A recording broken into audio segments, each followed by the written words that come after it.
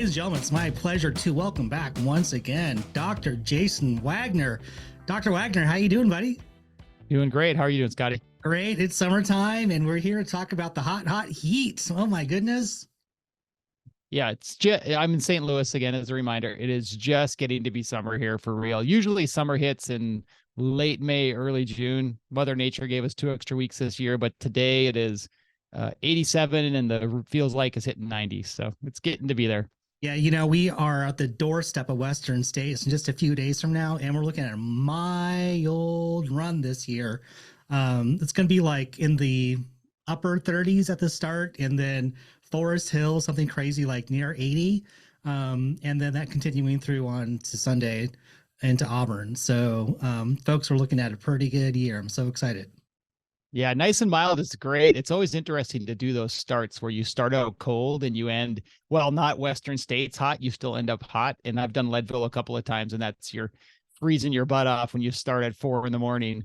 And then by the time you're getting up Hope Pass, you're getting pretty hot and sweaty. So figuring out your drop bags and aid stations for those temperature changes is important. It's just going to be like just a long line of clothes as people just strip off there's stuff from Escarpment all the way to Fort Robinson Flat. Yeah. So on. And you're going to be there for it, right, Scotty? I am going to be there this year. I should say you were there for it. That's right. Time machine. Yeah, I was there for it. Now talking past tense. So I had a great time, by the way. Like, yeah, that was amazing. I just was everywhere and saw so many people, and yeah, I loved it. I'm glad to hear it. Future thought predicts future performance. So exactly. So, you know, I am one of these people where I cannot run in the heat.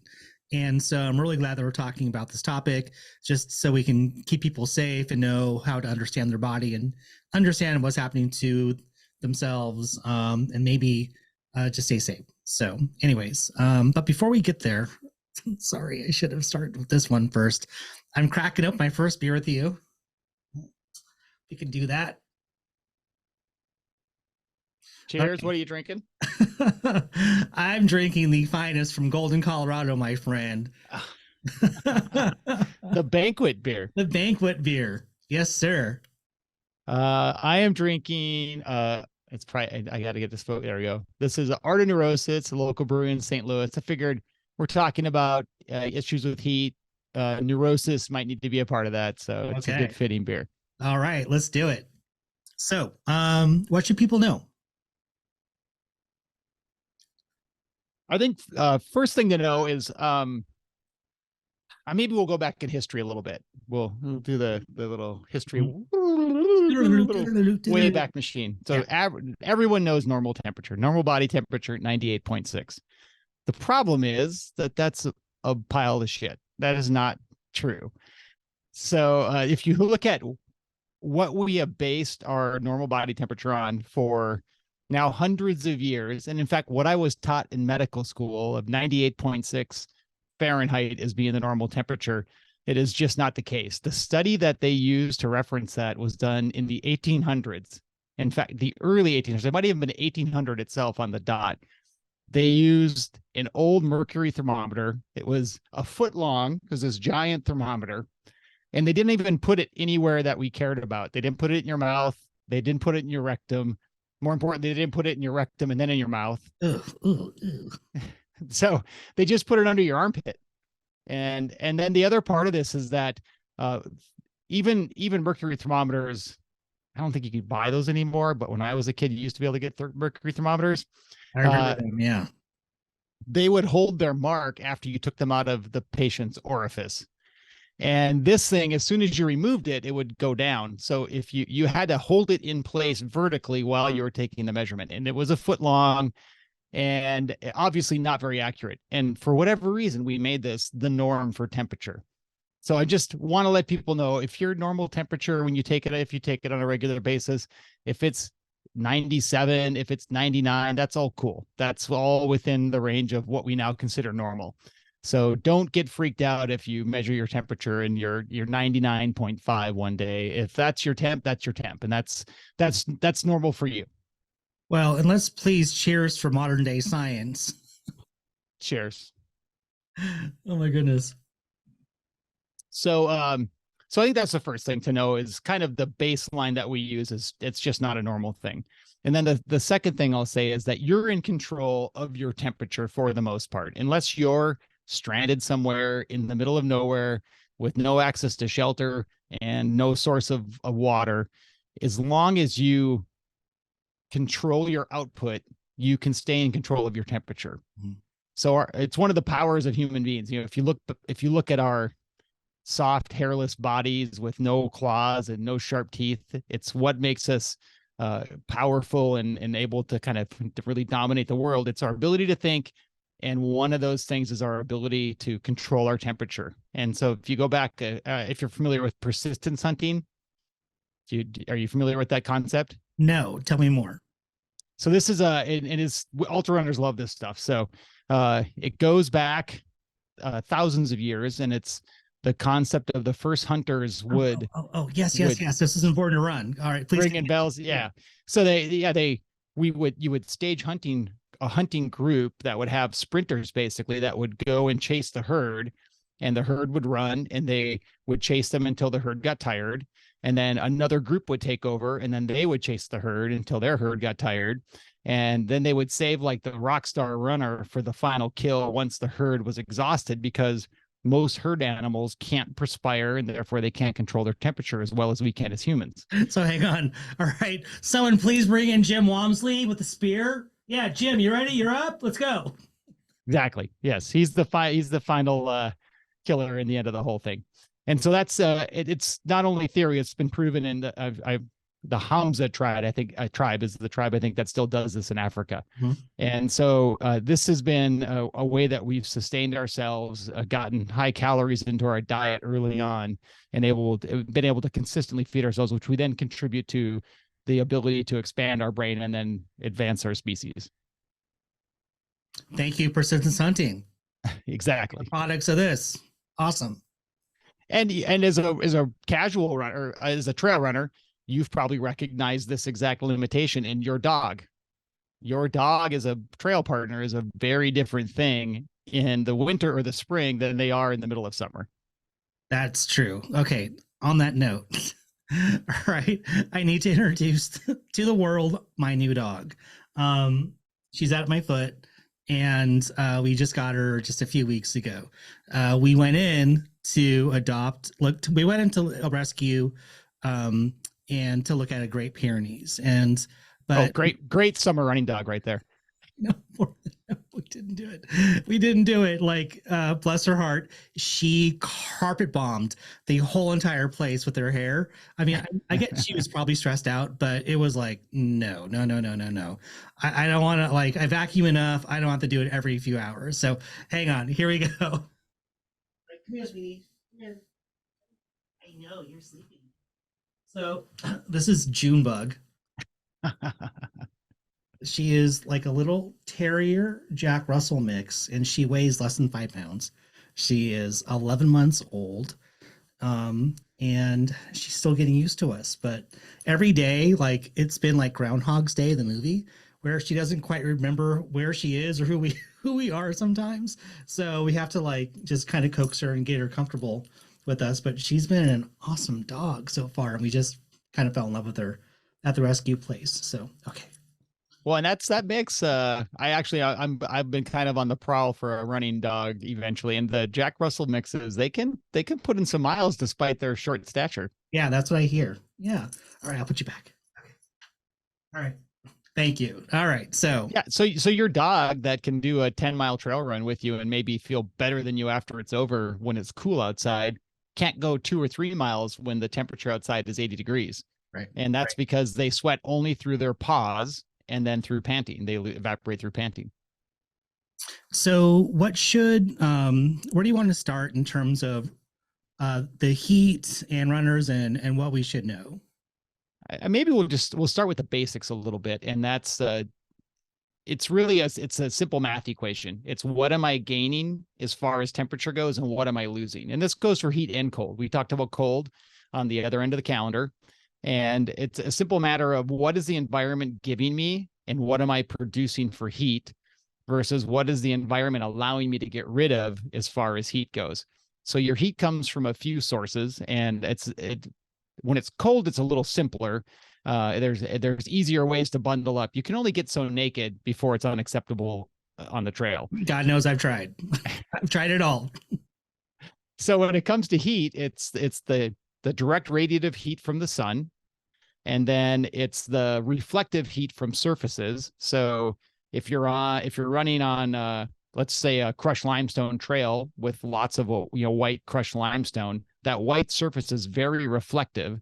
So that's going to radiate a bunch of that reflective radiation from the sun back at you again. So you're kind of getting like a double whammy from the sun. And I'll add to that, same with sunburn.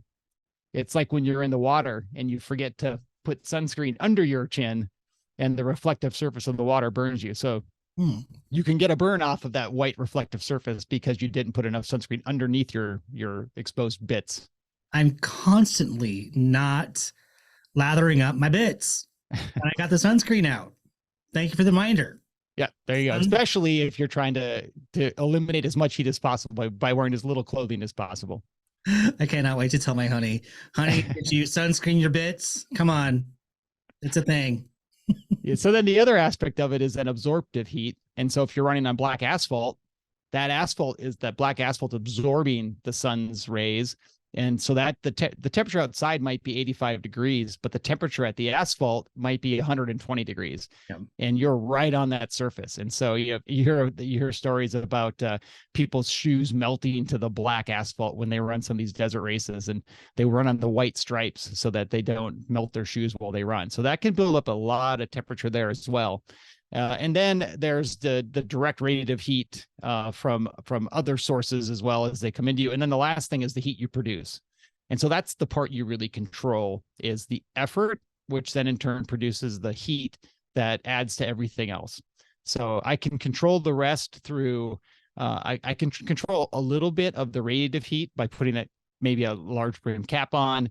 You saw, again, we're talking about Jim Walmsley. He had the Gilligan cap for a few years when he was doing Western States, and that'll give you a little more reflective heat. Now you have to remember that at the same time, it protects you from that radiative heat from the sun, but it also prevents you from eliminating heat passively from your scalp because you've got a cap on top of that. And we can get more into that in a minute. And then, so it's your engine that you can really control. And then the way that your body adapts to this is the first thing it'll start to do for you is start to make you sweat. And so if you'll notice, your blood vessels all plump up when you start to get hot. And that's because your core is trying to take this blood out to your periphery to let the blood cool at the periphery of your body and cool you down. And then the opposite will happen if you're getting cold, so it constricts so everything stays in the core. So, and then the final part and our adaptive part is the sweat. So we lose heat through sweat and evaporation. And there are lots of things that affect all of the above. So I promise to maintain a little bit of decorum and, be serious here in this conversation and not crack two eyes. But I have to mention that in the bottom of my Coors Banquet beer bottle cap, it says sweat is the cologne of success. Perfect. But if you sweat too much, it could be the cologne of disaster. Correct. Yes. So I know that sweat is something that I want to talk with you about. I want to talk more with you about because it can lead to a whole host of issues going on inside your body. So where do you want to go to next with this? I think I want to just summarize all the pieces we talked about. Okay. So when you're preparing to go for a run, what you really need to look at is what parts of the environment are going to be adding to my heat today. And then how does that affect how much effort I can put into this run today? And along with that, you need to consider, you mentioned the Western States temperatures. A 37-degree start is a very different thing than an 85 degree high temperature. So how long am I going to be out there? And what is the temperature change going to do while I'm out there? And then cloud cover can make a big difference. Being under trees as opposed to exposed directly to the sun, that's a huge difference. So if you're running in a shady path and it's 80 degrees outside, it's very different from running at noon under direct sunlight with a black asphalt surface underneath you. Okay. So yeah, all right, keep going. I already have so many questions here, but I don't want to get off track. No, that's where I'm going to stop there and ask some questions, and then we'll get into kind of your adaptations for temperature. Okay, so as we are like planning our run out, we should be thinking about forecasts. Look at the weather. Know your conditions, weather conditions. Know how your body is responses to the heat and different temperatures. And I think in that conversation, we've got to talk about, direct sun, but also humidity. I'm an East Coast boy, so I'm not familiar with how humid it can get in many parts of our country. Can you address humidity and kind of how that plays into this equation? Yeah. So the number one way that you lose temperature, you lose heat, excuse me, from your body is through the evaporative process. So you start to sweat, the sweat raises up on your arm, the sweat beads off and then evaporates from your body. So there are two different things. There's convection and conduction. So conduction basically means it's direct contact. So this is hot, this is cold. When they touch each other, they conduct each other's temperatures back and forth till they reach a neutral state. Convection is when they're separated, and now I'm using the wind, the air, the what's out in the environment to then conduct heat from one to the next. So what we're talking about with, if the sweat stays on your body, you're conduction only. So your body's trying to dissipate its heat through the passive process of conduction. When you're in a dry environment, it's convection, because my water can evaporate off of me. And in that evaporative process, I'm losing that temperature through the convective process. Maybe I might be getting a little too science nerdy here, but I think the biggest thing is a dry environment, you can lose heat way more efficiently than a humid environment. So let's talk about sweat for a second. I know that knowing your sweat rate, the amount of, if you and I show up someplace same time, we're in the same thing, that my sweat rate might be much different than your sweat rate. That maybe I'm not going to be able to go as long as you can because I'm sweating way more. I'm losing water. So can you talk about how someone can identify what their sweat rate is? So the easiest way to identify your sweat rate is to not drink any water during a run, and then do a before and after weight. And that'll be generally there's some loss of calories, which is weight loss as well. But in general, the weight you lose will be all in fluid. And I was a wrestler in another life, and I would, when I wasn't at the very end of a cut for weight, I could lose 6 pounds an hour in sweat. And so, yeah, that's, think about it, that's pretty substantial, 3 kilos of sweat an hour. So, but how could you determine the amount of sweat that you've lost after a workout? How does that translate to, what I think I'm a heavy sweater versus I don't sweat much? It's just because you're not dropping as much weight as another person. Like, how can you compare that to having a high sweat rate versus a low sweat rate? Is just because you're weighing yourself, you're not losing that much weight?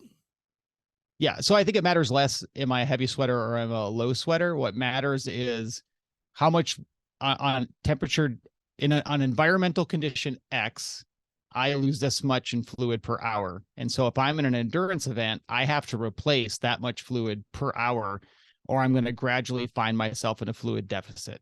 Got it. And so that's the key, is knowing I lose, when it's 85 degrees outside, I lose 5 pounds an hour, which equates to, I'm trying to think, if I'd say, let's go back to my 6 pounds, that's 3 kilos. So that's roughly 3 liters of water that I would lose an hour. So that means every hour I have to consume 3 liters of water. And this goes into your prep and your nutrition training for your runs. Because most of the time you're not running long enough in your training runs for that water loss to really affect you. But you have to get your stomach used to consuming that much water during your training, so that when you're doing a 24-hour event, and for 12 hours of that, you're losing 3 liters of water an hour, you have to be able to drink 2.5 to 3 liters of water an hour. Got it. Then the other component to that then is your sweat concentration. And that's a variable thing as well. And they actually have some aftermarket meters you can buy now that will help measure your sweat concentration. I don't know anything about them. I can't even give you a brand. I just know they exist. And that's a very emerging science now where you can measure sweat concentration. And probably what we'll see in a decade or so is that you'll strap on your Garmin watch and your, or whatever, no companies, not advertising for a company. You can Sure. bleep that out in post. That's fine. Good. You can strap on your unnamed watch and it'll tell you your constant glucose. It'll tell you how much, how concentrated your sweat is, and it'll give you your heart rate and all those other parameters. And you'll know based on that, I need to consume this much fluid and I need this much salt in with my fluid. That would be such a game changer. Yeah. Someone's working on that technology. Scrambling for that. Yeah, exactly. That'd be so great to have and would like save so many people from DNFing a race. My goodness. Yeah. And so I feel the need to add the caveat to this that the biggest error we make in hydration is overhydration. So be cautious with that. I don't want people to think I have to chug as much water as my stomach can hold. That's why you should pay attention to your sweat loss and appropriately hydrate, because hyponatremia, low sodium, is the most common heat injury we see in ultra running. And it's not because of the heat, it's because we consume too much water only and we aren't balancing it with electrolytes. And then the last thing I'll say about that is you don't normally need to substitute electrolytes. As long as you're eating at your aid stations, you're consuming whatever your gel or Roctane or whatever your fluid product is, as long as you're continuing that caloric intake, those generally have enough electrolytes in them to keep you sustained. So the two sodium capsules or whatever electrolyte combo you like, unless it's extremely hot outside, you really don't need to substitute that. Got it. So let's talk about the hyponatremia really quick. And I want to talk about, it was hyponatremia, right? Hyponatremia. Hyponatremia. Okay. Which is taking in too much water. What is the danger of that? And then what are some symptoms that you're getting in, you're out of imbalance with the amount of sodium you have in your system? Yeah. So the danger is that you can actually get altered mental status from it. And I think about it like almost like altitude sickness. It's as you get sicker, you get more confused, and therefore you're less cognizant of the fact that you're getting sicker. And so it can be a real challenge sometimes for people to recognize that they have hyponatremia. It's actually why they've stopped doing the weigh-ins that they used to do at a lot of ultras, where they would weigh you at certain aid stations. And what they realized is they were encouraging excess fluid intake and runners who really didn't need excess fluid intake, and they were just trying to meet a number and they didn't need to. So they stopped. I don't know if there's any ultras that do weigh-ins anymore. Leadville used to do that, where they'd stop you at a couple of the aid stations and you have to weigh in. And so altered mental status and then confusion, and then eventually you can get kind of, total kind of body collapse where you just can't function anymore. You can have muscle cramping, things like that. And this might sound silly, but my wedding band is my sodium indicator. So what? when I run, if I can take my wedding band off, then I am not edematous. I'm not full of fluid, which is the sign that you're having hyponatremia. So what happens is you get too much fluid without enough salt, and the salt's what keeps the fluid in your blood vessels. And so when you don't have enough salt to keep the fluid in your blood vessels, it leaks out into your tissues. And so then your fingers get puffy, and then you can't take your wedding band off, or whatever ring you choose to wear. So this is my hyponatremia indicator. That's a good indicator. So I guess that's one reason why we shall get married. And I'll give that with a word of caution as well. That only works if you're running. So if you're a hiker and you're hiking up a long uphill and your arms are down, independent, then the fluid will pool in your fingers and maybe give you a false sense. But if you're actively running, that fluid should be getting out of your fingertips, and it should be some indication of whether you're getting swollen. Got it. So then let's talk about the other side of it, which would be dehydration, not enough water. We know that can be very serious. I'm sure a lot of us have experienced that in one form or another. But can you kind of walk us through dehydration? What are the signs, symptoms? Yeah, I think the first thing I'll say is I'll dispel the myth that we used to say. So a lot of this, we talk about my prior lives, but one of my prior lives was as an Army infantryman. And when I went through basic, we were always told, if you're thirsty, it's too late. You're already dehydrated. I've heard that too. Yeah. Yeah, and that's really not true. The truth is that your thirst is a well-honed indicator of fluid need that's gone through evolution over however many hundreds of thousands of years that we've been evolving, or millions of years we've been evolving as humans. So if you're thirsty, drink. And if you're not thirsty, you probably don't need to drink. That said, pay attention to like, am I getting swollen or not, things like that. But in general, your thirst is the best barometer you have of whether or not you should take in fluids. The problem you can get into is if you push yourself too hard and start to get nauseated, you have a thirst reflex that's telling you you should drink, but you're incapable of doing it. Those are two different things. So wanting to drink versus being able to drink are separate items. So if your body's saying, I need to drink, and your stomach's saying, I can't hold any fluid, then you need to figure out a way to get your stomach to say, I can take some fluid. Now, whether that's sitting and resting or medication or whatever your treatment is, that's really up to you. But knowing you're thirsty is your indicator. You just have to be able to take in the fluids. I was when I was training for my 100 2 years ago. I ended up running on a hot day. It was hotter than I had anticipated, and I was running on a bike trail. So you're talking crushed granite, very light, next to the blacktop. So I've got two of those things we mentioned earlier going against me, and I ran out of water, and I've got miles and uphill to go. And I was in, and there's no water source for me to get into unless I want to take my chances by jumping into the river and then drinking out of there, which is not. Don't recommend as well. That's a last ditch effort. God, I can't imagine what like the fecal like matter rate is in there. I'm serious. Like I am laughing because it's true. Yeah.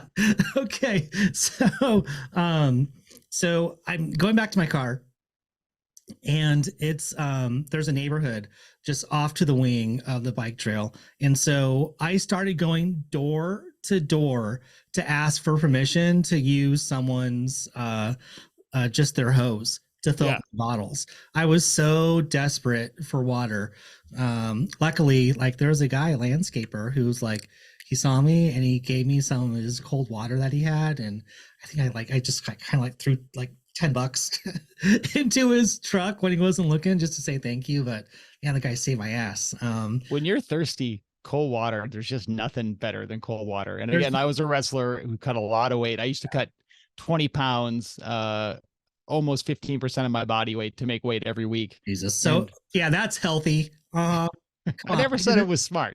No, but yeah, I did the same thing. Like it was in high school, like to make weight. I remember like sucking on lemon drops, spitting as much as you can, and wearing a damn trash bag and running to weight the night before. You know, like what? Very stupid. God.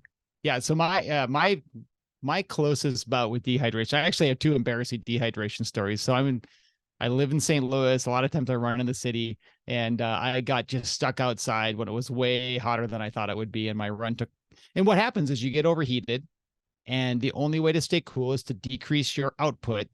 And so what was going to be an hour and a half, 2-hour run turns into 3 hours, and you were not prepared to be overheated and out for an hour extra. Yeah. And so there was a parade that happened at some point before I got there, and there were half consumed water bottles on the street. No. And I just started drinking the water bottles off the street. That's amazing. Oh my God. Desperate times. Desperate men. Yeah. That is a great story. Oh my gosh. Use parade water. Yep. I will say none of them were yellow. I'll be honest. Every once in a while, you find a yellow water bottle on the side of the street. I avoid those. Avoid those. Absolutely. 100%. Okay. So getting back to dehydration, like it can be really serious. And so I think, can you kind of, what is like, is there a moment where you need to seek medical attention for that? I think I don't like to use heart rate as a solid sign of performance output exertion, because there's a lot of variability in that. But I think when anytime you exert yourself to what you'd consider kind of moderate effort or pace, and your heart rate goes from 110 to 150 in a matter of seconds, that's time to say, all right, I am losing the battle right now. My heart rate is just jumping up the second I do any exertion at all. I either need to cool off or to ingest water or both.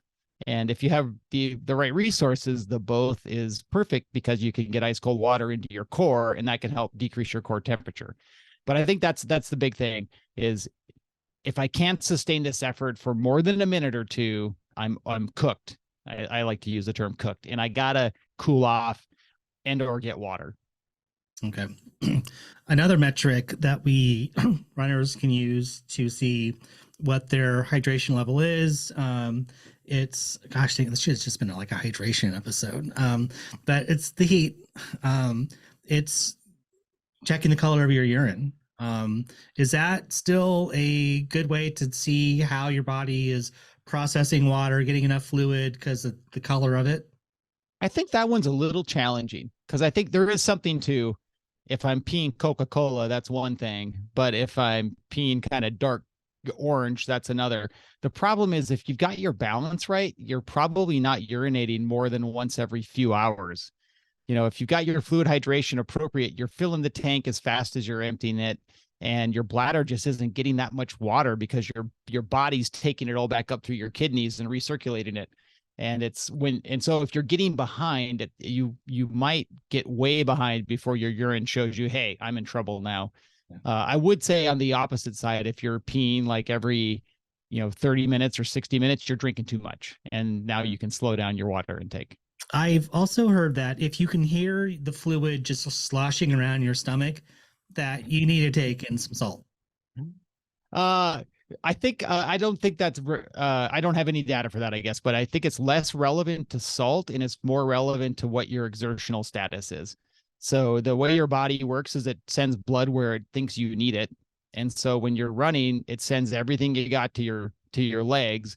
And when you're doing endurance events, you need to have some reserve in place. You can't fully exert with your legs the whole time, or you're just going to wear yourself out.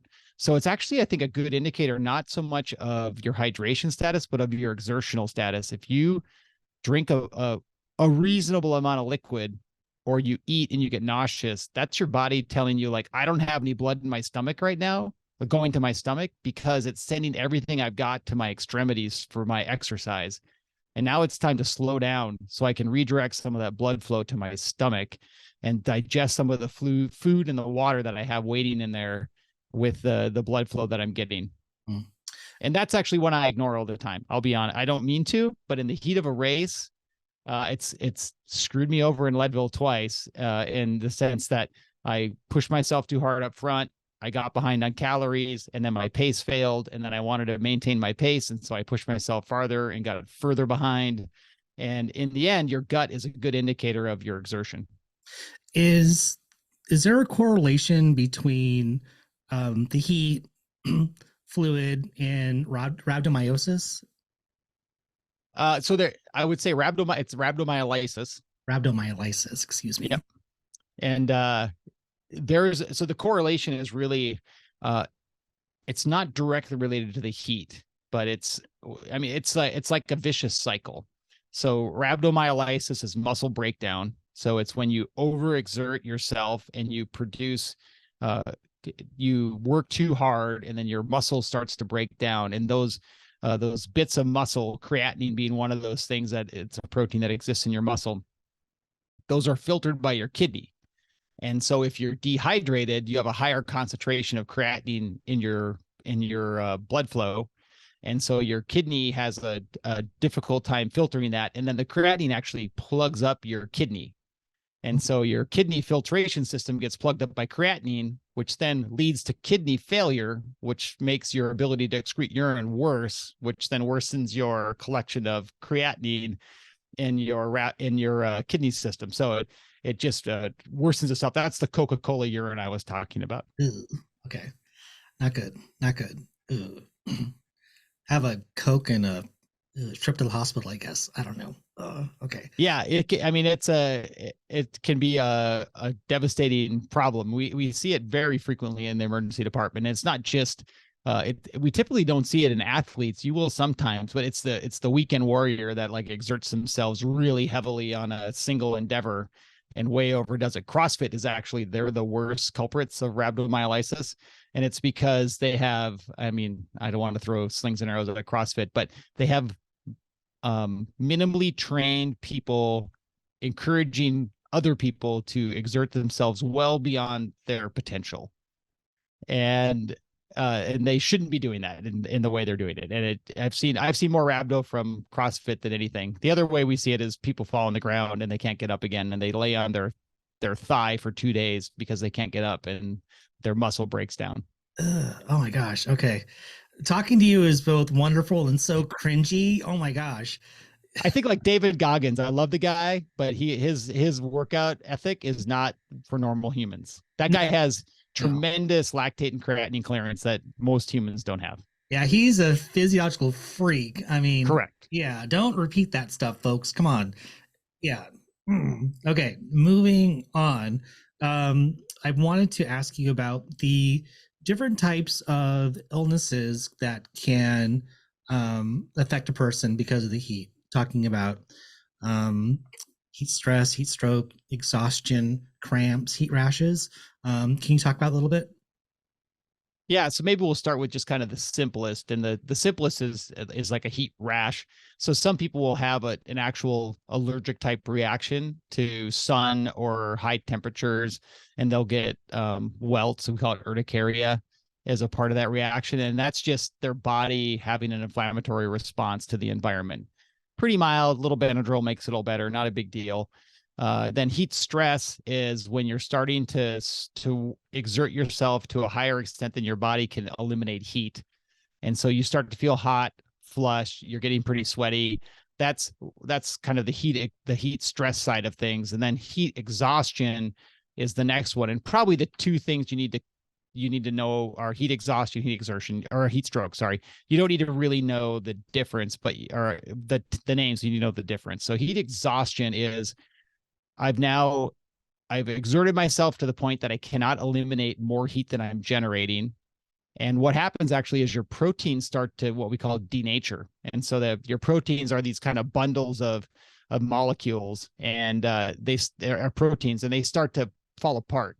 And when they fall apart, they no longer can serve their function. And that's kind of your body's way of saying, like, we're not going to do this anymore. We're not going to contract your muscles anymore. We're not going to allow you to push yourself any further. And it's in an effort to slow you down and make you cool off. And then if you slow down and you cool off, and you just, sometimes it's just rest. You just need to rest. Your body temperature will come back down, and you'll get back into a more normal range. And you don't need a thermometer to tell you this. You'll feel when I feel ready to perform again. And if you try too soon to get out there and do it again, you're just going to get back into that same bind way too early. So recover completely, and then you can go out and try to redo your effort. And this is really for like a race. If it's a training day, go home, get some water, take it easy, stay cool for the day. If you're in a race, sit in a chair for 10, 20, 30 minutes, drink a bunch of cold liquids, get an ice pack on your head, do whatever you can to cool your core temp down. And then once you get back down into a normal kind of heart rate zone for yourself, and everybody's different, so I'm not going to tell you what heart rate zone you should be in or what heart rate you should be at, but it's what you would consider like a zone, upper zone 1, zone 2 heart rate. Get back into that range, and then you can try to get out there again. So what we really want to avoid is the next stage, which is heat stroke. And heat stroke is when you get into the vicious cycle of, I'm now producing more heat than my body can get rid of, and I've lost my ability to sweat. So I'm so dehydrated now, I have no more fluid left to give. And now the temperature outside is 105 degrees. My temperature in my core is 102 degrees. And I can't sweat anymore to use that evaporative process to get rid of temperature, or to get rid of degrees. And so now all I'm doing is getting baked by the sun, and I've lost my ability to compensate for that. And that's where people get in real trouble, and that's where people die. And so that's what we want to really avoid. That's like you're at the end when you get to that point where you're not sweating anymore. Yeah, that's happened to me once before where I was not sweating. It was a hot day and it scared me to death. It really did. I didn't realize how close I was to being in some serious shape. But it was a training run, so I did what you said. I'm like, that's it. I'm done. It'll be a slow ass walk back to the car, and get home and just recover. So recovery is, and that's great information. Thank you. Recovery is, so important for all of us. Like, what are your tips for, I guess you already said it, just go home and just rest and just hydrate. I mean, is there anything more you need to do to recover from the heat? Yeah, so I think there's two things to consider. And again, it boils down to this often. It's, am I racing or am I training? And if I'm racing and my goal is to finish a race, my goal might have been a 25-hour Leadville finish, but I cooked myself going up Hope Pass and coming back the second time. And if you're in that range, you'll be coming back down Hope again while the sun's out. And in that process, I overdid it. And now I get down to Twin Lakes. And when I get to Twin Lakes, I realize like I am fried. My heart rate's 150 and I'm just sitting here. You have two choices at that point. I sit in that chair for half an hour. I put ice all over myself. I drink cold beverages and I go back out and I try to get a 30-hour finish. Or you decide I'm still going to get a 25-hour finish. You get right back out there and you cook yourself again and you're done. So I think that's for the race. That's the biggest thing is you got to take the time to get back to a good baseline core temperature. And then you have to dial it back after you recover. You can't recover and then go back out there guns a-blazing again because you've shot that bullet. You can't redo that again. If the temp, now this is, again, I'm using Leadville as kind of a comparison. If the sun sets and it's 40 degrees outside, now you can start to ramp up that pace again. But you can't do it when it's the same temp that got you cooked. So let's say that I have blasted up Hope's Pass and I've now cooked myself. But like I'm so out of it that I can't determine like what my body temperature is. So would you benefit from having a thermometer to like take your temperature to see where you're at, or is that something completely different? I think it doesn't matter what your temperature is. It matters how you're performing. And again, your performance at 102 might be different than my performance at 102.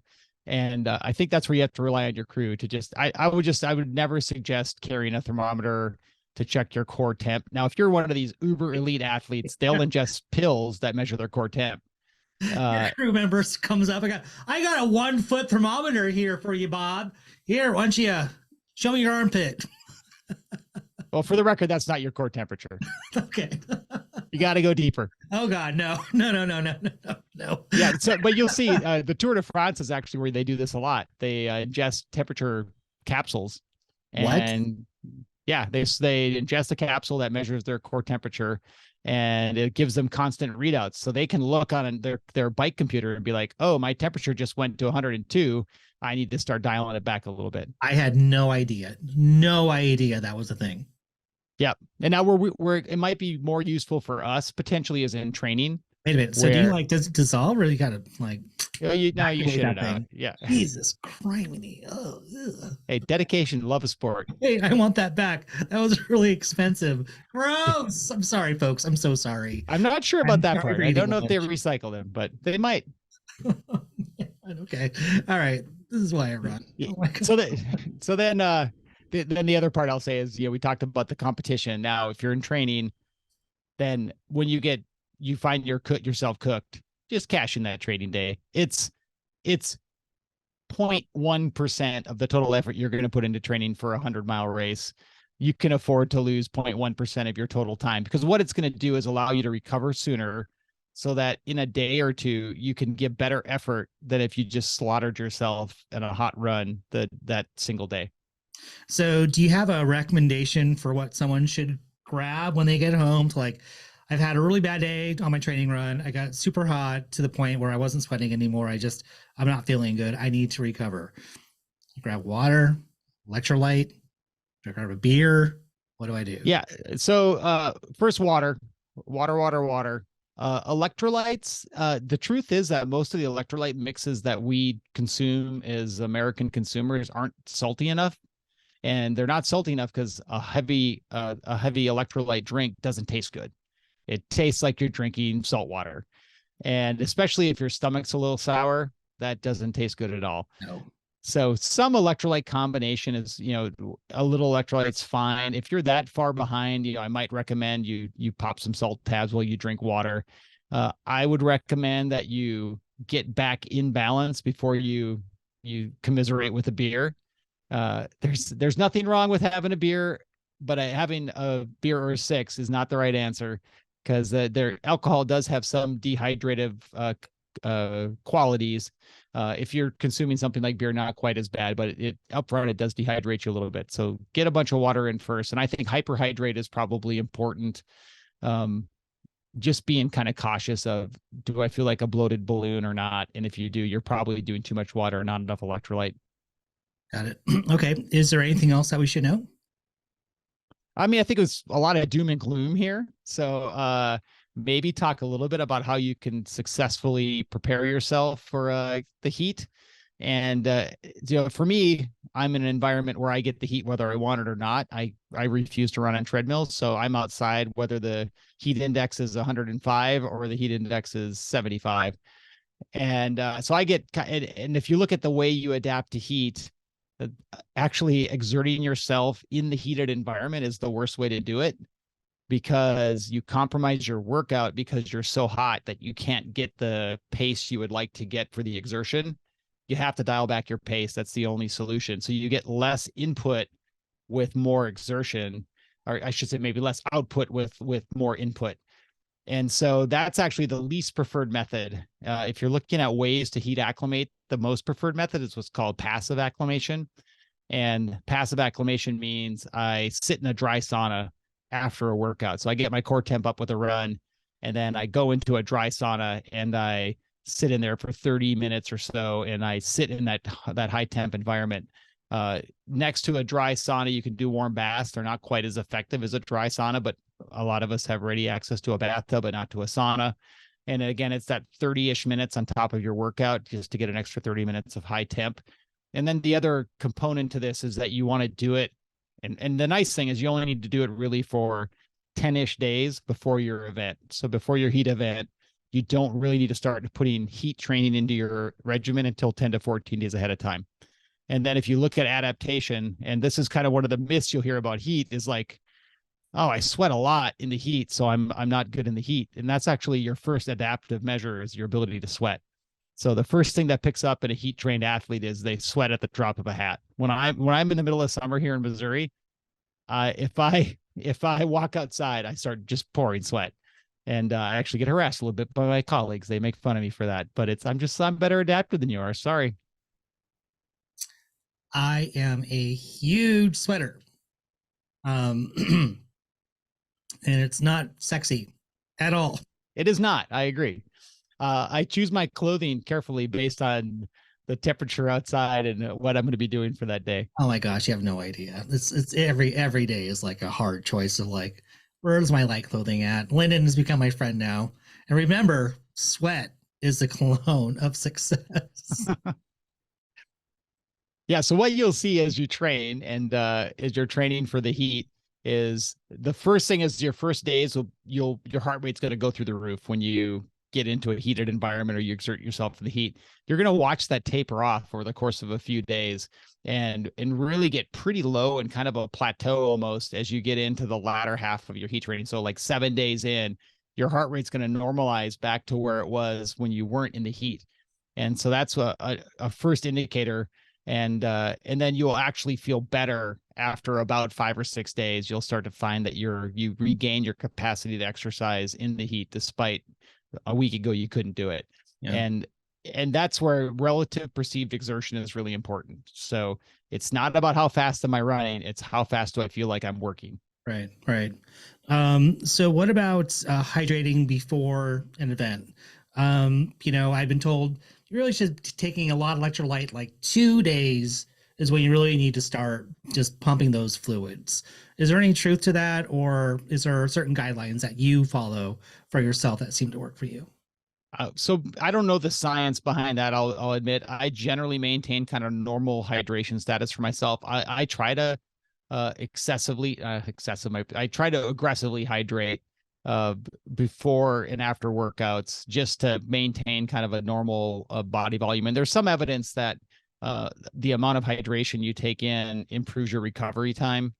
And so the truth is, though, if you're 2 days out, whatever you're putting in your body, you're excreting that out. Your kidneys are very good at deciding what it needs and what it doesn't, and it gets rid of whatever it doesn't want and keeps what it wants. So doing that excessive hydration that far out, probably not making a difference for you. I will say one of the things that I do, because I am a heavy sweater, I lose significant amounts. Like I said, during wrestling, it was 3 liters an hour. I will tank up with as much fluid as I feel like my stomach can handle at an aid station, and then I'll take a liter with me. So I'll take 2 500 ml bottles, and then usually for me it's a bottle of water and a bottle of whatever their chosen electrolyte drink is, and I'll take that every other aid station. So I'm water one, and then I'm water electrolyte the next, and I do that all throughout the day. But that's me. Like, everyone's different. So I don't do the same combo. It depends on night, day, temperature. But I take in as much as I can and still be able to run before I leave the aid station. This is not an endorsement by any means, so it's totally fine if you want to answer a question or not. But personally speaking, what kind of electrolyte is your go-to for your training runs? What's your preference? Do you have one? I'll be honest. I hate them. I hate all the electrolyte drinks. Really? Yeah. I do Roctane during the summertime just because, and this is like full honesty, I bought like 2 giant containers of Roctane like 5 years ago, and I still have half of one in my closet. And so when it's a really hot day, I'll throw in a bottle of Roctane for my training run. Got it. And remember, that electrolyte combo is also a calorie input. So, there are a lot of people who do all their calories just through fluids, and they don't do gels or anything like that. So I like the gels more, and I like gels that are like real food. They taste like real food, versus like I was just looking somewhere, it was like their GU was advertising their cake gel, and I'm like, I just can't even imagine that in my stomach at like mile 70. Yeah, I know people like the sweet. I'm not a sweet guy when it comes to gels. I interviewed 2 runners, and both are doing mainly liquid for Western states. And I'll be really curious to see. Yeah, your last interview that just got put out, she mentioned that she is doing all liquid. Yeah, Callie Vincent and Rebecca Joyner, who's from Michigan.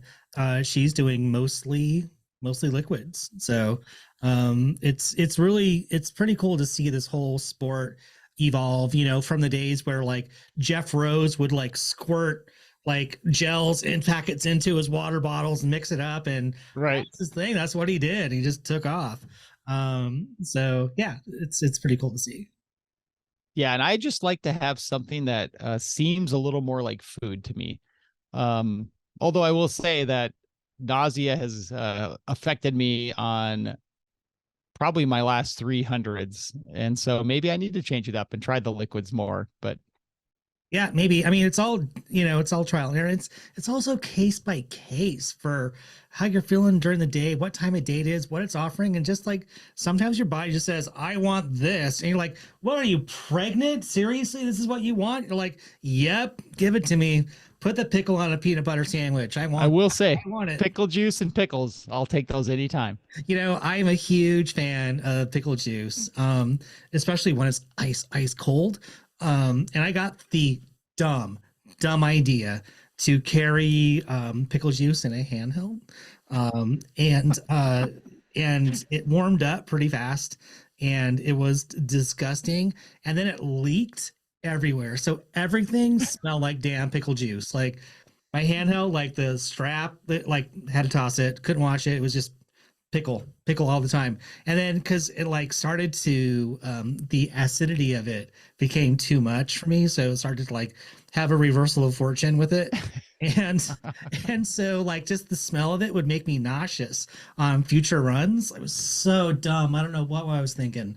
So I will call it dumb. I would call it an interesting experiment an that just didn't interesting go the way you experiment. wanted it No, to. it did not. Total failure.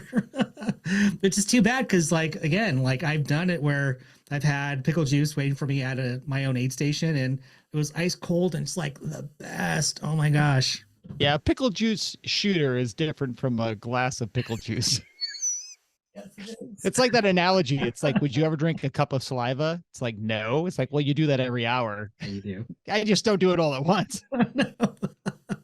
And just visually, just that just sounds repulsive. I mean, that's just no good. In fact, it is. Okay. Anything else that we should? Any pearls of wisdom we should know from you? Oh, I guess if I'm gonna summarize it, look ahead at your environment. If you're in a place that can get hot, make sure you're aware of what the temperature's going to do while you're out there and what kind of environment you're going to be running in. So, do I have direct sun exposure? Do I have tree cover? Is it dry or is it humid? Those are all big factors. And then the other part that I would look at is your adaptation. Sorry. Give yourself 10-ish days to adapt to heat before you're in that heated environment. And sauna winds, dry sauna winds, hot bath is next. And then if you're exerting yourself, that's kind of last choice is running in a hot environment because you compromise your exercise. And remember, heat is an event. It's a part of your workout. So if you're doing heat training and you're sitting in a sauna for 30 to 60 minutes, that's a workout. You need to recover from that. Don't think that was you taking it easy on a bench. That was you doing active work passive work. It's still work, and you have to recover from that. So don't sell yourself short on recovery. And then maybe the last thing I'll leave you with, one more thing on that is you're in charge of your engine. So that's what generates the most heat for you, and that's the thing you can really control. So when it's hot, you got to dial it back. You can't push it to the extent that you would when it's a nice fall morning. And then if you do overdo it, you got to recover completely before you go back out and try to continue. And then some tips on recovery. So it's ice, baby. Get ice in your pits, ice in your groin. Be aware you can get frostbite. We talked about frostbite before, especially on your bits. You can get frostbite from packing ice in your groin or your axilla. Whoa, So make wait a sure those second. things This are is covered. a Muppet news flash for me. Icing your pits and your groin. I did not know this was a thing. I'm sorry if I missed an article somewhere, but tell me more about that. Is that when, why? I know the how. So I would say it's for when you're cooked and you need to recover as quickly as possible. It's where the largest vessels are closest to the surface in your body. So you're trying to expose that blood that's flowing past your groin area and your armpits to colder temperatures so that they can through conduction, they can pull that cold into your bloodstream. And by doing that, they can then deliver colder temps to your core. So let's say I am just run through the kings of Western states. I know, folks, I always refer to Western states, but it's my own damn backyard, so deal with it, I guess. But so let's say I burn through the canyons, come to the Forest Hill aid station. My crew is there. I need ice. The sun's beating down on the damn freaking road there on Forest Hill Road. But so putting ice everywhere, my armpits and then my groin. Yeah. So what I'll say is this is for when you're in bad straits and you're in a full all hands on deck recovery mode. Okay. So I'm not going anywhere. I'm not trying to move. I got to sit here for 30 minutes till my core temp gets down. Pack every crevice you can find, and that'll help take your core temp down as fast as possible. I mean, if you have it, you don't really see this in Western states, but like the old ice coffin, where you just submerge yourself in an ice bath. Yeah. That's actually the quickest way to get your core temp down, is to just submerge yourself completely in an ice slurry.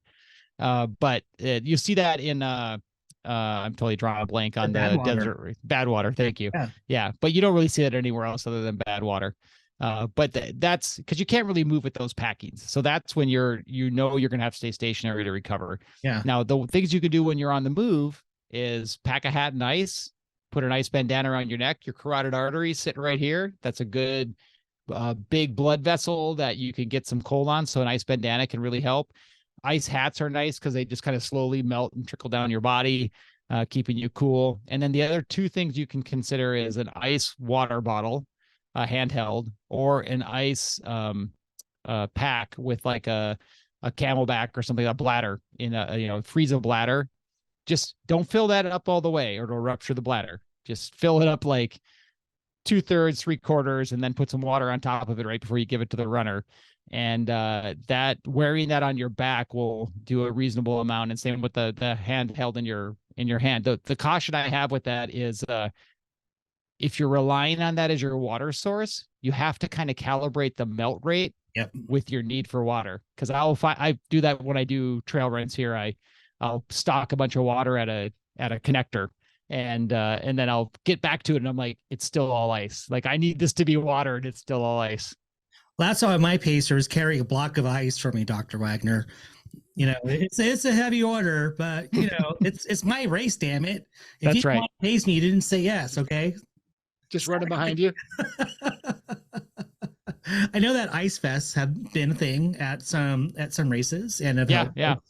I think the ice vests have yet to prove they're beneficial for the weight that you end up carrying. And same with like some of the ice helmets and stuff they've done at Badwater. There has been no evidence they actually make a performance difference versus just throwing a pack of ice on your head and putting a hat over the top of it. An ice helmet? Yeah, they had this contraption where it circulated ice water around your head. Huh. How about that? Well, I mean, it can't be worse than an ice coffin, I suppose. So. Okay, so I know you have a race coming up. I want to know more about it. So what's going on with you personally? I want to know. Yeah, so I'm doing Cascade Crest 100 in Washington State in like a month and 2 days or something like that now. So it's once again, I'm a guy from Missouri who's decided to do an elevated race. So this will be last year it was Grindstone, which was the highest elevation change I'd done in a race, which was 23 something. And this is now 25 something, or sorry, 20, it was 20 something. This is 23, except we just found out that they're doing trail work on part of the race. So now they are doing it out and back instead of a point to point. Oh. And with the out and back comes more elevation. So I don't even know how much elevation I have to do. And my coach, Sean Bearden's my coach. And he is like, yeah, so you should try to get the same elevation change in a week as you have in the race. And I'm like, do you know how hard it is to get 23,000 feet of elevation in Missouri? Like I can get 20 if I really try hard and I go out to a trail for everything I do. So basically I have one spot in the city where I run up and down a set of hills and the neighbors just look at me like, again, this guy again. What's the elevation gain on that? It's like 100 feet.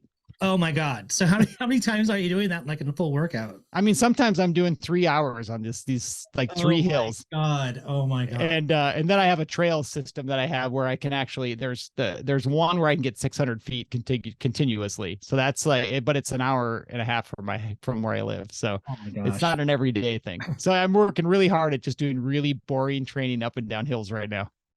That sounds so miserable. I'm sorry. I'm glad you're doing the work. I'm so proud of you. It still beats a treadmill. It does beat a treadmill. Almost. Are you feeling? How about you? You're feeling ready for it?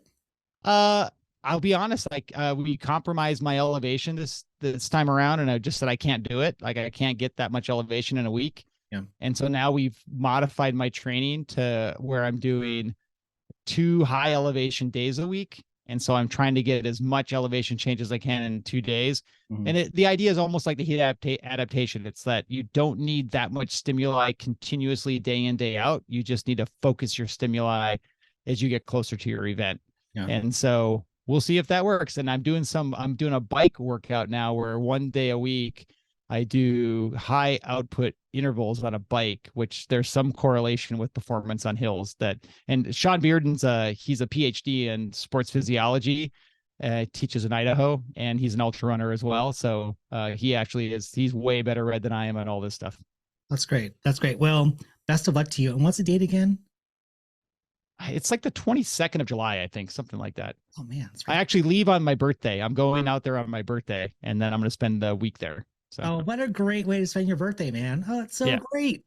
I'm stoked for you. I cannot wait to hear how that goes. And yeah, let's plan another podcast for when you get back. We can talk about that and talk about another, cringe-worthy topic.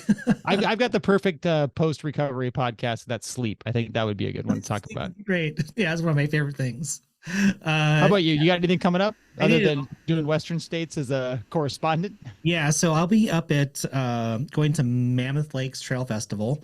And I'm super excited about it. It was the inaugural year last year.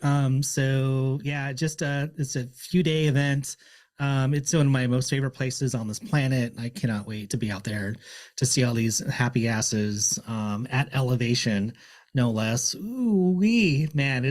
That is a nice thing about Washington is there's a lot of elevation change, but most of the race is done at kind of normal elevations. So yeah, no, not so much here. I think we're at like 8,000 plus feet and then up from there. So yeah, but I'm only doing like the 25K.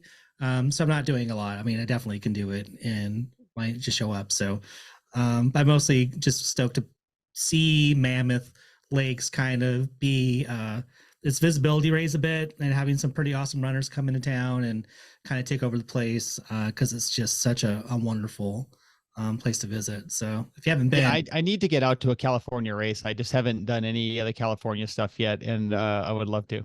Well, it's in September, not to apply any pressure on you, but it's just a plane ticket. A good recovery race. Yeah. Hey, well, it's really great seeing you again. I missed talking to you, and I can't wait to do it again.